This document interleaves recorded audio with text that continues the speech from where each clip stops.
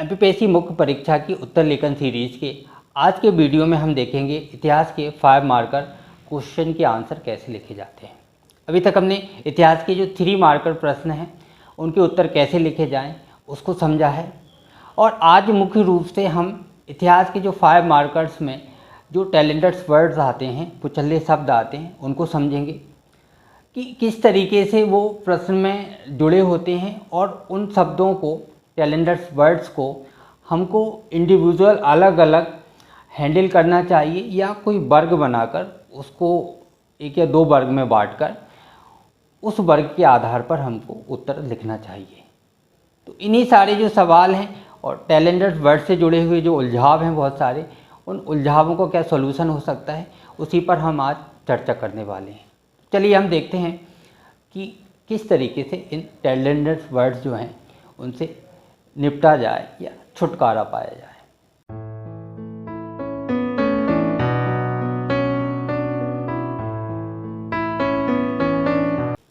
तो 5 मार्कर प्रश्न में जो कुचल्ले शब्द हैं उनको हम 2 कैटेगरी में बांट सकते हैं। एक कैटेगरी में वैसे कुचल्ले शब्द होते हैं जिनमें ऑब्जेक्टिविटी ज़्यादा है या जो उत्तर में ऑब्जेक्टिविटी की डिमांड करते हैं कि आपने जो उस घटना को जैसा जाना है वैसा का वैसा आप उसको लिख दीजिए। दूसरी तरफ कुछ कुचल्ले शब्द ऐसे हैं जिनमें सब्जेक्टिविटी बहुत ज़्यादा है या जो उत्तर में सब्जेक्टिविटी की डिमांड करते हैं कि आप ने इतिहास में जो जाना है, घटना को जैसा जाना है, उस घटना को अपने शब्दों में, अपने विचारों में उसको व्यक्त कीजिए। देखिए, सामान्यतः हम तो इतिहासकार हैं नहीं कि हम किसी इतिहास की घटना की व्याख्या कर सकें, तो लिखना हमको किसी इतिहासकार की व्याख्या ही है, लेकिन वो उत्तर में एक तरीके से मूल्यांकन की तरह से होती है और उसमें हम नाम के साथ भी शामिल कर सकते हैं कि फलाना इतिहासकार इस विषय में ऐसा बोला है, दूसरे इतिहासकार ने ये मत व्यक्त किया है और तीसरे इतिहासकार ने ये मत व्यक्त किया है। लास्ट में हम 1 लाइन या 2 लाइन जोड़ सकते हैं कि इस तरीके से मैं ये मानता हूँ कि ये इसका सटीक कारण है या सटीक मूल्यांकन है। लेकिन चूंकि शब्द सीमा हमारे पास निश्चित है, आधा पेज है, 50 वर्ड हैं, तो उसमें हम चाहकर भी बहुत ज़्यादा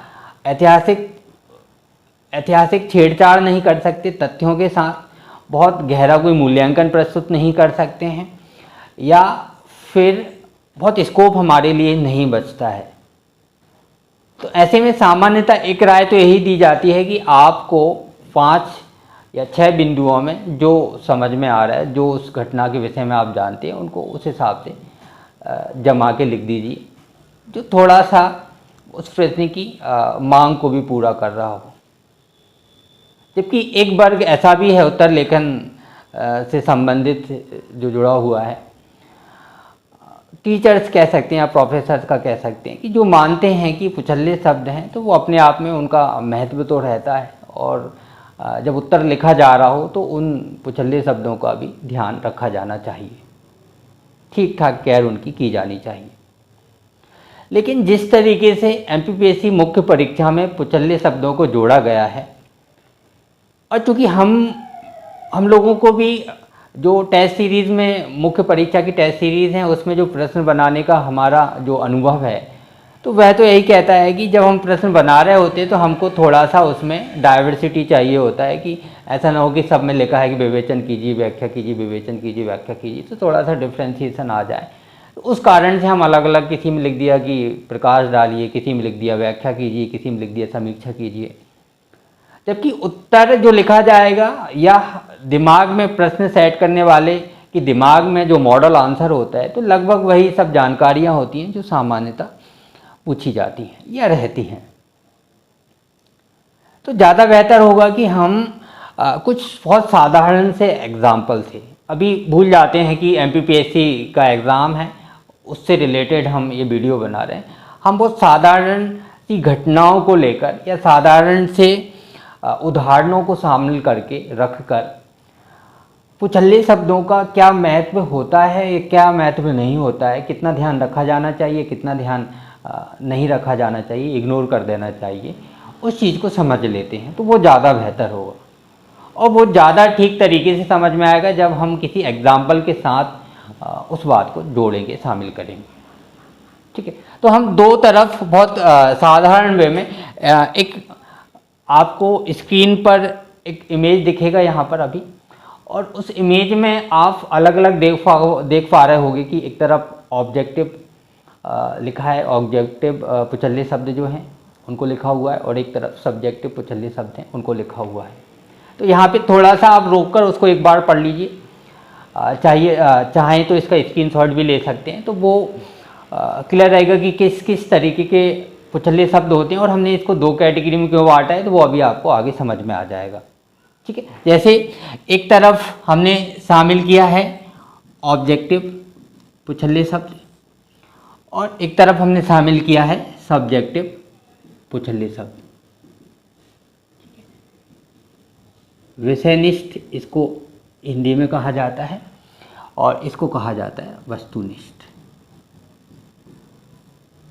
तो इमेज में लिस्ट आपने देख ली होगी। अभी हम यहाँ पर कुछ ही शब्द लेंगे, जैसे एक शब्द हम ले लेते हैं विशेषता। इंग्लिश में इसके लिए जो शब्द इस्तेमाल होता है वो होता है फीचर।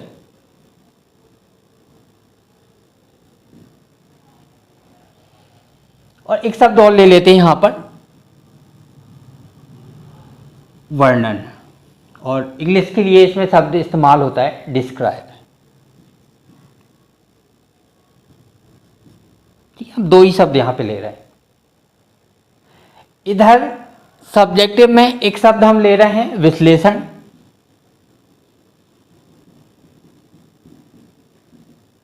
एनालाइज, और एक शब्द ले रहे हैं मूल्यांकन,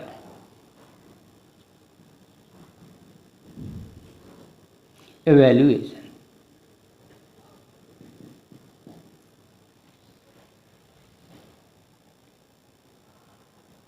ठीक,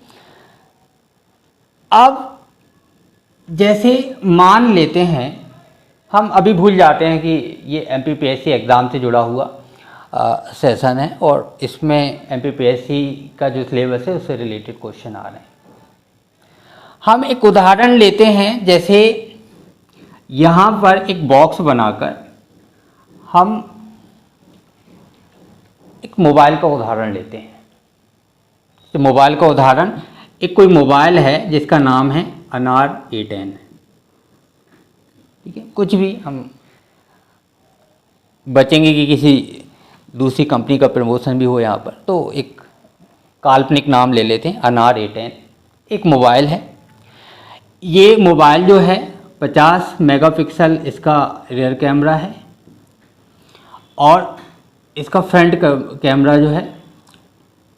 30 मेगापिक्सल है। इसमें 8 GB रैम है और 128 GB इंटरनल मेमोरी है ना, IM लिख दिया, इंटरनल मेमोरी है। इसका जो ऑपरेटिंग सिस्टम है वो है अनार OS, कुछ भी लिख देते हैं, OS2 इसका ऑपरेटिंग सिस्टम है। ये 3 रंगों में मिलता है, कुछ भी ले लेते हैं, रेड, ग्रीन, ब्लू, ये 3 रंगों में मिलता है। और एक लिख लेते हैं कि इसकी बैटरी जो है वो 50,000 mAh की है। ठीक है, तो ये इसके जो है कुछ फीचर्स हैं। ठीक है, तो जब हम बोल रहे हैं कि ये अनार A10 के फीचर्स हैं, ठीक है, तो जब भी क्वेश्चन आएगा कि अनार A10 मोबाइल के, स्मार्टफोन के, अनार A10 स्मार्टफोन के फीचर्स लिखिए, विशेषताएं लिखिए, तो सीधा सा है कि हमारे पास कुछ जानकारियां हैं, इन जानकारियों को हम सीधा सीधा लिख देंगे कि अनार A10 जो है वो 50 मेगापिक्सल का ट्रिपल कैमरा मोबाइल फ़ोन है, और इसका फ्रंट कैमरा 30 मेगापिक्सल का होता है। ये 8 GB रैम है और 128 GB इसमें इंटरनल मेमोरी है। कि ऑपरेटिंग सिस्टम अनार OS2 ऑपरेटिंग सिस्टम पे काम करता है। ये 3 रंगों में मिलता है, रेड, ग्रीन और ब्लू, और इसकी बैटरी जो है वो 5000 mAh की इसकी बैटरी है। तो ये इसकी विशेषता है। ठीक है, तो आंसर जो है, जब भी आंसर में विशेषता होगा या डिस्क्राइब होगा, डिस्क्रिप्शन एक होता है, वर्णन के साथ साथ एक विवरण शब्द भी इसमें इस्तेमाल होता है। ठीक, जैसे कभी भी किसी उस पर देखेंगे हम ऑनलाइन, अगर किसी का स्पेसिफिक किसी मोबाइल की इस तरीके के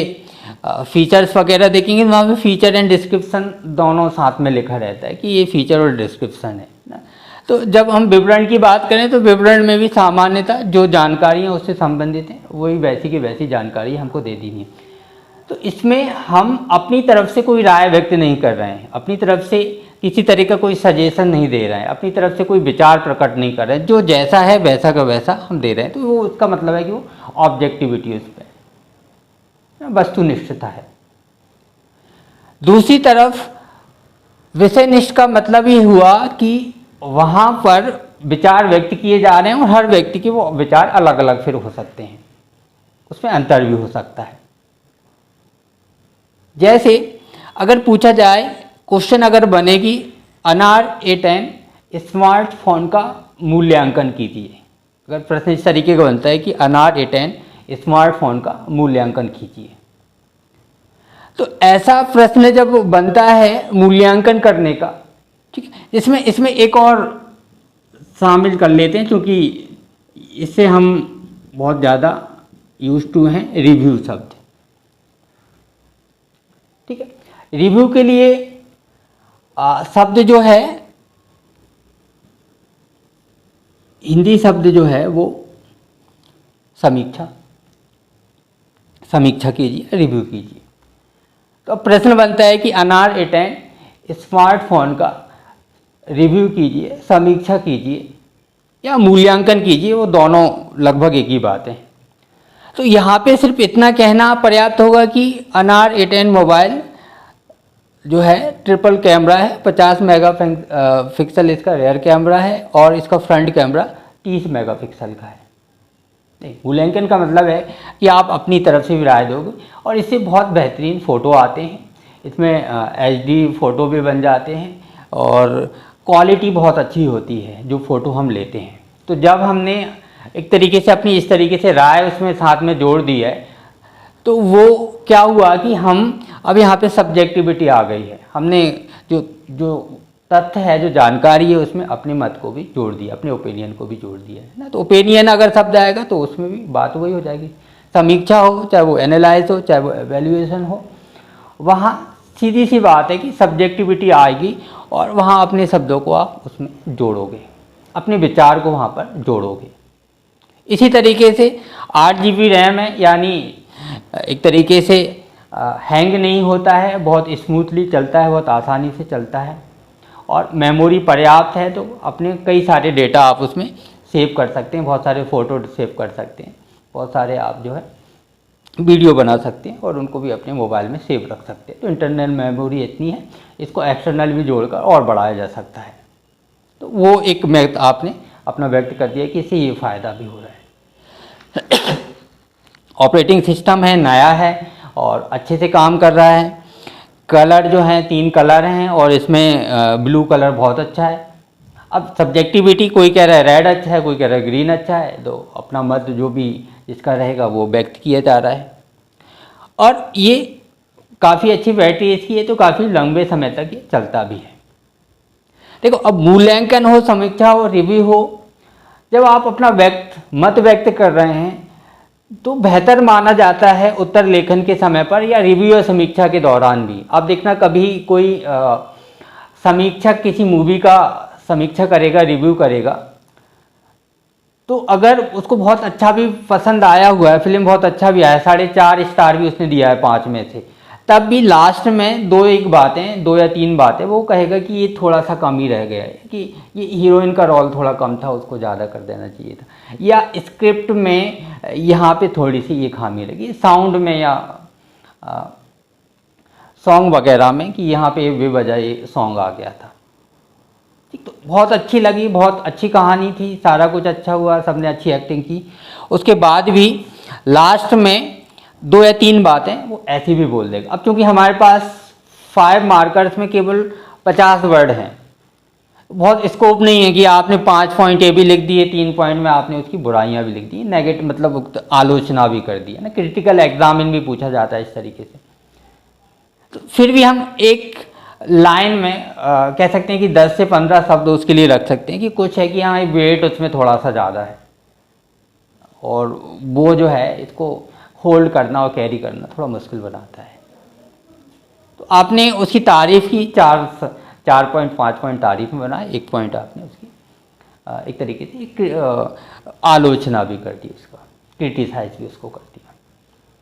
तो वो एक बैलेंस करता है कि आप ऐसा नहीं कि आप पेड प्रमोशन कर रहे हैं कि मोबाइल है और बहुत शानदार है, बिल्कुल ऐसा मोबाइल तो आज तक कभी बना ही नहीं, किसी ने देखा ही नहीं, तो फेक ज़्यादा लगने लगता है। और जाहिर सी बात है कि हम टेक्नोलॉजिकल डेवलपमेंट में जब चल रहे हैं, उस फेज में है कि जहाँ पर हम अभी चीज़ों को डेवलप कर रहे हैं और उसमें सुधार की गुंजाइश बिल्कुल बनी हुई है, तो वो रिव्यू में भी एक सुधार की गुंजाइश वहाँ पर रहती है। इतिहास में भी जब हम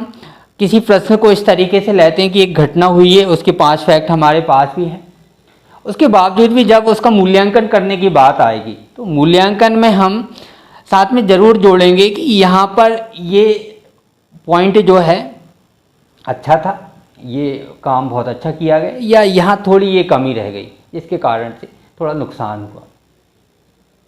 कई बार होता है कि स्वतंत्रता आंदोलन, जो भारतीय स्वतंत्रता आंदोलन हुआ, वो भी 20वीं शताब्दी की शुरुआत में जब काफ़ी तेज़ी से फैल रहा था, तो कुछ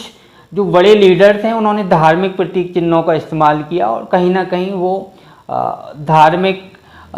कट्टरता या सांप्रदायिकता को उसने बढ़ाया, या 2 धर्मों के बीच की खाई को चौड़ा किया। तो हम जाहिर सी बात है कि जब हम किसी भी आंदोलनकर्ता का या बहुत बड़े किसी राजनीतिज्ञ का इस तरीके से मूल्यांकन कर रहे होते हैं, तो इस लास्ट में क्रिटिकली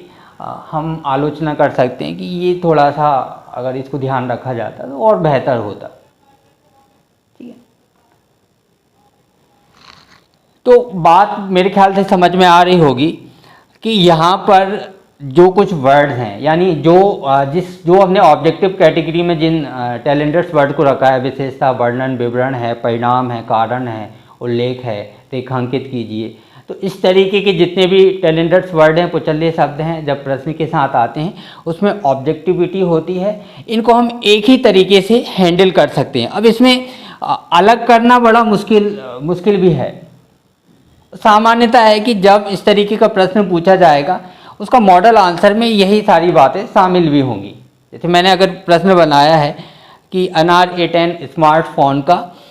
फ़ोन की विशेषताएं बताइए, तो वो विशेषताएं मॉडल आंसर में इसी तरीके से लिखी होंगी। अब उसको आप बस ऊपर नीचे कर सकते हो कि आपने 8 GB रैम पहले बता दिया है, 50 मेगापिक्सल बाद में बता दिए। सामान्यतः अगर आपने भी वही जानकारियाँ पढ़ी हुई हैं, क्योंकि वो इतिहास में कुछ घटनाएं हैं, वो तो उसमें तो ऑब्जेक्टिविटी है ही, घटित हो चुकी है और वो जैसी हुई है वैसी हुई है, ना उसमें मैं चेंज कर सकता हूँ ना आप चेंज कर सकते हो। तो वहाँ परिवर्तन की संभावना ना के बराबर रहेगी, और वो अगर हम उस तरीके से उत्तर लिखेंगे भी, आगे आने वाले वीडियोज़ में हम बहुत सारे एग्जाम्पल भी लेने वाले हैं। अभी आप ये बस सोचना कि अभी बहुत ये क्या बात हुई कि मोबाइल का एग्जाम्पल ले लिया, उससे कैसे समझ में आएगा भाई। पुराने क्वेश्चन पेपर्स की प्रश्न उठाइए, उनकी एग्जाम्पल समझाइए। तो हम बहुत डिटेल में उन पे बात करने वाले हैं, और एक एक शब्द पे हम बात करेंगे, विशेषता पे भी बात करेंगे, वर्णन, परिणाम, कारण, सब पे हम बात करेंगे, और एग्जाम्पल के साथ, मॉडल आंसर के साथ भी बात करेंगे, और उसमें मॉडल आंसर भी हमारे पास रहेंगे। ठीक है, अभी बस एक समझने की इस बात को समझ लीजिए कि चीज़ें इस तरीके से हैं। ठीक है, 5 मार्कर जब हम करेंगे तो वो इस तरीके से ही होता है, और उसमें हर शब्द के लिए आप हर शब्द को समझें कि इस शब्द ये शब्द आएगा तो उत्तर ऐसे लिखूंगा, ये वाला शब्द आएगा तो ऐसे लिखूंगा, तो मुश्किल काम है वो। ज़्यादा बेहतर है कि हम उसको 2 कैटेगरी बांट लें और इस कैटेगरी में आएगा तो हम एक जैसे उत्तर लिखेंगे, अपनी राय के साथ देंगे, समीक्षा पूछेगा तो भी अब वही, मूल्यांकन पूछेगा तो भी वही। और सामान्य सी बात है कि जब हम किसी चीज़ का मूल्यांकन कर रहे होते हैं तो हम जो रेशियो रखेंगे 50 वर्ड्स में वो 80-20 का रख सकते हैं, 85-15 का रख सकते हैं। 85% उसकी अगर अच्छा कुछ है तो तारीफ़ करेंगे और 15% या 20% उसका थोड़ा सा एक आलोचना साथ में जोड़ देंगे और वो पूरा उत्तर उसको बनाएंगे। ठीक है, इस तरीके से हम इनको सॉल्व करने वाले हैं। एक और साधारण सा बहुत साधारण सा उदाहरण है, वो एग्ज़ाम रिलेटेड उदाहरण तो नहीं है सर, मुझे लग रहा है कि थोड़ा इसको समझने में आसान बनाने में और हमारा काम आएगा, तो उसको और थोड़ा देख लेते हैं, समझ लेते हैं।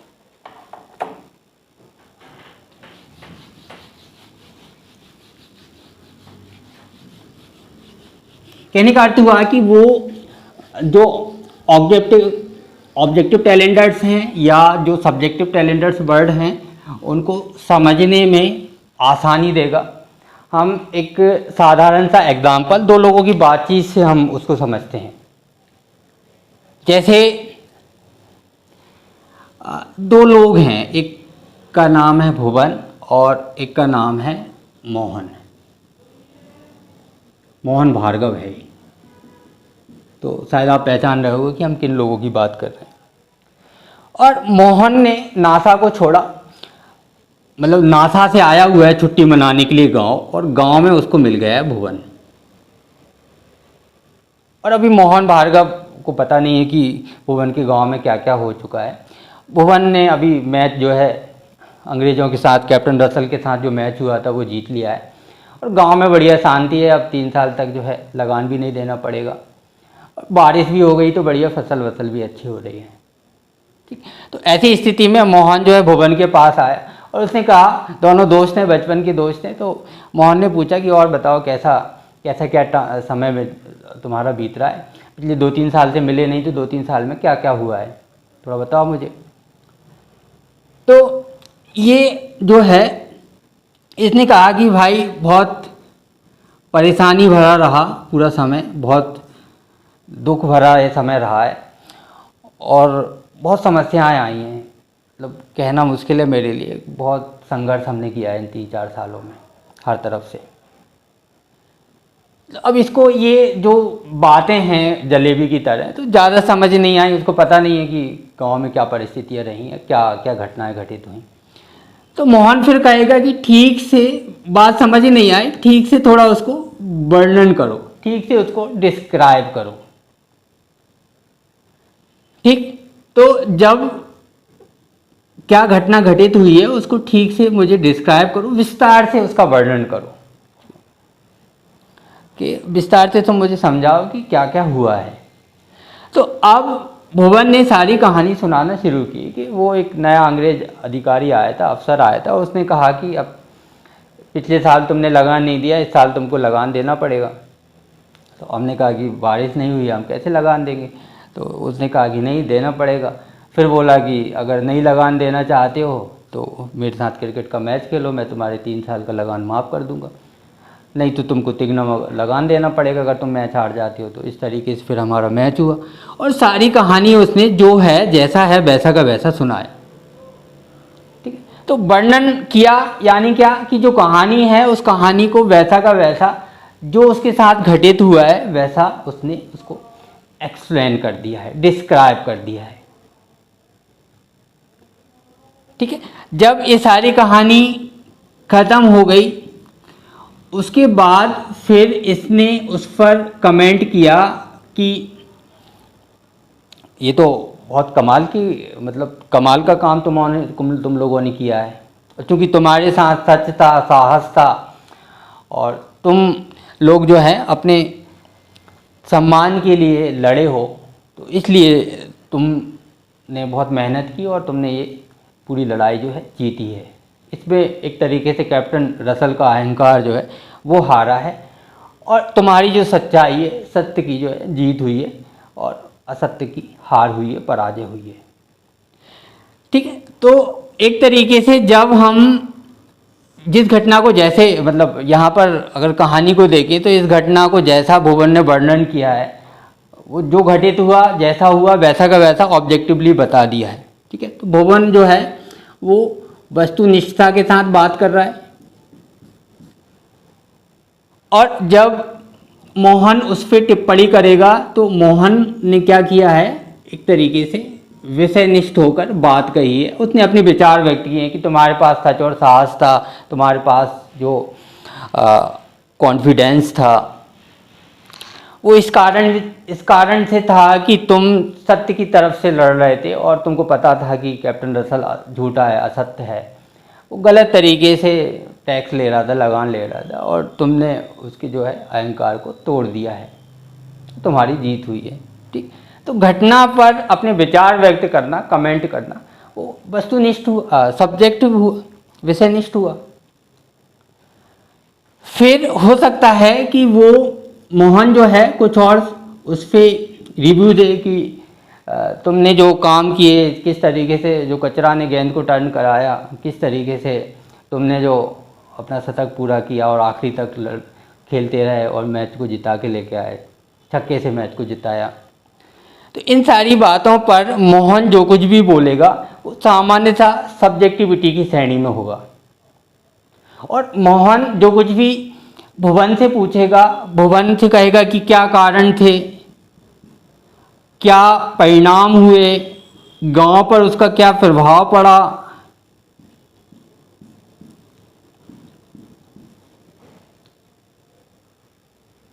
फिर किस किस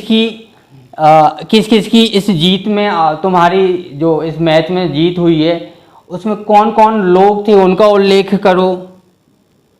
ठीक है, तो उनका उल्लेख आ जाएगा, मेंशन करो उनको, भाई कौन सी ऐसे महत्वपूर्ण बिंदु थे जहां पर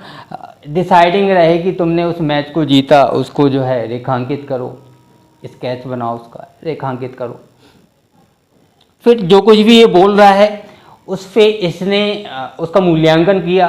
अपनी ओपिनियन दी इस घटना पर। तो एक चीज़ और, इस घटना को ये उदाहरण लेने का जो मूल कारण था, एक बात आपको समझ में आ रही होगी शायद, कि जब आप इस तरीके के शब्दों के साथ उत्तर लिख रहे होते हो तो आप फर्स्ट पर्सन में होते हो, प्रथम व्यक्ति के रूप में हो रहे होते हो, यानी आप खुद उत्तर की व्याख्या, आप खुद जो है वो मैं श्रेणी में, प्रथम पुरुष जिसको हम बोलते हैं हिंदी व्याकरण में, मैं शैली में आप उत्तर लिख रहे होते हो। मैं शैली में किस तरीके से, जैसे पूछा है कि बंगाल का विभाजन क्यों हुआ है, तो अब मैं श्रेणी में है कि इसके जो है निम्नलिखित कारण थे, एक कारण ये था, इनको बंटवारा किया जा रहा, तो आप खुद उसको व्याख्या कर रहे हो, बोलने वाले, समझाने वाले आप खुद हो। जबकि जब भी आप सब्जेक्टिव आंसर लिख रहे होगे तो आप क्या कर रहे हो कि वो घटना जो है वो अलग है जो घटित हुई है, आप उसकी एक तरीके की समीक्षा कर रहे हो, तो आप थर्ड पर्सन शैली में, जिसको हम बोलते हैं अन्य पुरुष शैली हम कह सकते हैं उसको, कि अन्य पुरुष में आप लिख रहे होते हो कि एक घटना घटित हुई है, 1857 की क्रांति हुई, 1857 की क्रांति में किसानों ने भाग लिया, जमींदारों ने भाग लिया, सैनिकों ने भाग लिया मतलब पार्टिसिपेट किया, मतलब भाग लिया मतलब, तो किसानों ने भाग लिया, जमींदारों ने भाग लिया, सैनिकों ने भाग लिया, पार्टिसिपेट किया, लड़े, और उन्होंने जो है उनके बीच में बहुत ज़्यादा एकता नहीं थी, उसके बावजूद भी बहुत बहादुरी के साथ लड़े। तो आप उस घटना से अपने आप को अलग रखकर एक थर्ड पर्सन शैली में या उसको अन्य पुरुष शैली में आप उस उत्तर को लिख रहे होते हैं। ठीक,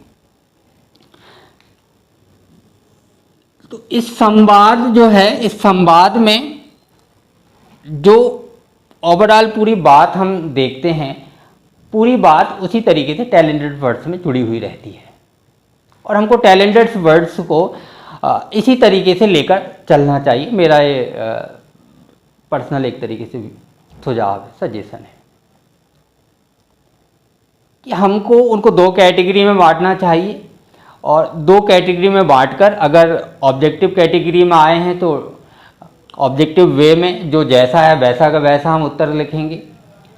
और अगर सब्जेक्टिव कैटेगरी का कोई टैलेंटेड वर्ड आता है तो उसमें फिर हम अपने मत, ओपिनियन, राय के अनुसार अपनी बात को भी साथ में शामिल करते जाएंगे, लेकिन उस घटना के जो पहलू हैं उनके साथ जोड़ के। ऐसा नहीं कि हमने जो घटना है उसको भूलकर से अपने ही रो में बहते जा रहे हैं, अपनी बात कह रहे हैं, हम भूल ही गए हैं कि क्या घटना घटित हुई, हम किसके विषय में बात कर रहे हैं। तो वहाँ जो घटनाएं घटित हुई हैं उनको साथ लेते हुए चलना है और फिर उसको लिखना है। जैसे मोबाइल में हमने देखा था कि जब सब्जेक्टिविटी आई तो हमने ऑब्जेक्टिविटी को नहीं छोड़ा है, हमने कितना मेगापिक्सल है, फ्रंट कैमरा कितना मेगापिक्सल है, उसको साथ में रखा है, लेकिन साथ में हमने ये भी जोड़ दिया कि उससे अच्छे फ़ोटो आते हैं और बहुत बढ़िया क्वालिटी है और मुझे बहुत अच्छा आया, बहुत पसंद आया। कि 8 GB रैम है और उसके कारण काफ़ी तेज़ वो बहुत फास्ट काम करता है, कहीं भी हैंग नहीं होता है, और इससे स्मूथली वो कोई भी किसी भी तरीके कितनी भी फाइल आप खोल लो कहीं भी रुकता नहीं है, और ये चीज़ मुझे इसकी बहुत अच्छी लगी। तो आप उस ऑब्जेक्टिविटी को पकड़े हुए हो, साथ में फिर अपने ओपिनियन को भी रख रहे हो, मत को भी रख रहे हो। तो उम्मीद है कि कुछ बातें समझ में आ गई होंगी, और आगे जब हम प्रैक्टिस करने वाले हैं हिस्ट्री के 5 मार्कर्स की, तो वहाँ भी काफ़ी कुछ ये जो हमारे उदाहरण हैं अभी थोड़े बचकाने लग रहे होंगे,